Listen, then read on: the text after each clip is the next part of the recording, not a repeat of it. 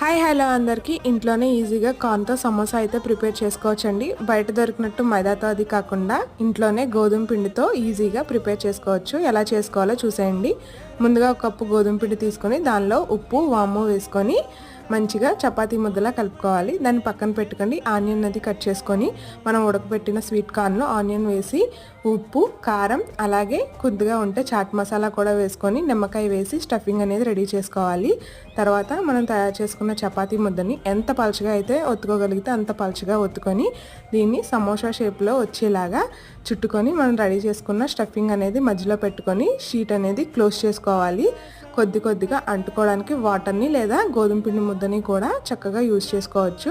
మరుగుతున్న నూనెలో ఈ సమోసాలను వేసి మీడియం ఫ్లేమ్లో వేయించుకుంటే క్రిస్పీగా కరకరలాడుతూ స్వీట్ కార్న్ సమోసా అనేది రెడీ అయిపోయినట్టే. ట్రై చేయండి, టేస్ట్ చేయండి, అలాగే సబ్స్క్రైబ్ చేసుకోండి.